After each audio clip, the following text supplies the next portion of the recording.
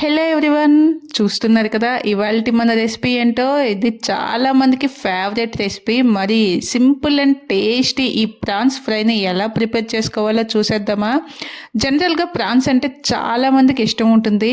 ఇవి వండటానికి కూడా పెద్దగా కష్టపడాల్సిన పని లేదు. సింపుల్ మసాలాలతో వండుకున్నా కూడా టేస్ట్ అనేది చాలా బాగుంటుంది.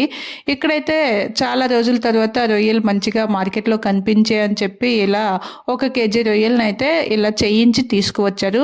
ఇంటికి తీసుకొచ్చిన తర్వాత వాటిలో కాస్త ఉప్పు వేసుకొని మంచిగా ఒక 5-6 టైమ్స్ వాటర్తో బాగా కడుక్కోవాలి. అప్పుడు రొయ్యలు అంటే వాటర్ మనకి నీట్గా వచ్చే వరకు కడుక్కోవాలి.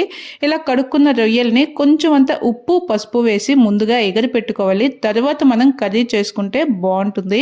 ఇలా ఎగరబెట్టడం అంటే ఈ ప్రాసెస్లో మనకి ఆ రొయ్యల్లో ఉండే వాటర్ అంతా బయటికి రిలీజ్ అయ్యి అది అబ్జర్వ్ అయిపోతుంది కదా. ఆ తర్వాత మనం వీటిని ఫ్రై చేసుకుంటే వీటిని ఇలా హై ఫ్లేమ్లో ఇలా కలుపుకుంటూ ఉన్నామంటే 5 నిమిషాల్లోనే ఇవి ఎగిరిపోతాయి అనమాట.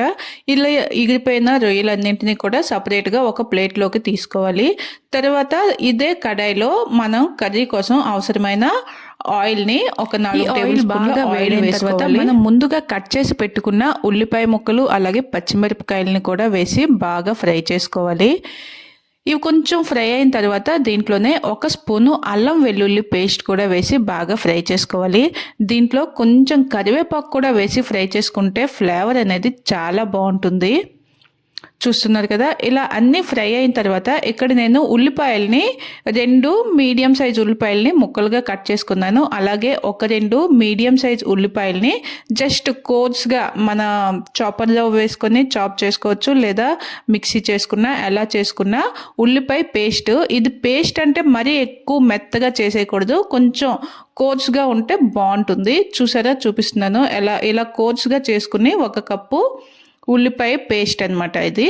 ఇది 2 మీడియం సైజ్ ఉల్లిపాయల నుంచి తీసుకున్న ఆనియన్ పేస్ట్ని కూడా వేసి బాగా ఫ్రై చేసుకోవాలి. అంటే ఉల్లిపాయల నుంచి వాటర్ రిలీజ్ అయ్యి అలాగే మంచి ఫ్లేవర్ వచ్చే వరకు ఫ్రై చేసుకోవాలి. పచ్చిదనం అనేది పూర్తిగా పోయి మంచిగా ఫ్రై అయిన తర్వాత మన బేసిక్ మసాలాస్ ఉంటాయి కదా, పసుపు, ఉప్పు, కారము, అలాగే జీలకర్ర పొడి, కాస్త ధనియాల పొడి వేసుకొని ఉల్లిపాయల్ని బాగా కలుపుకోవాలి. మరోసారి మనం వేసిన మసాలాలు అస్సలు మాడకూడదు, వాటిని ఆ ఆయిల్తో పాటు ఫ్రై చేసుకోవాలి. లేదా అవసరమైతే 1-2 స్పూన్ల ఆయిల్ కానీ లేదంటే వాటర్ని కానీ వేసి మసాలాలని బాగా ఫ్రై చేసుకోవాలి.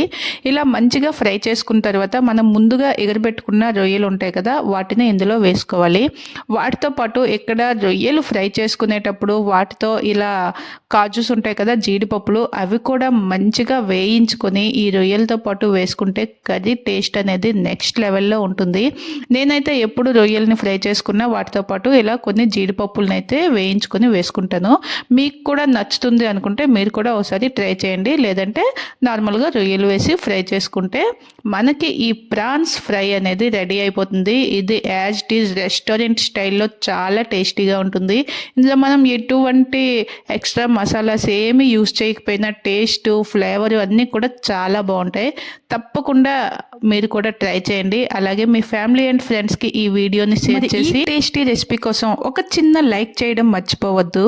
Thank you for watching. మళ్ళీ మరొక మంచి వీడియోతో మీ ముందుకు వచ్చేస్తా. చూస్తూనే ఉండండి Kalyani's family vlogs. Thank you for watching.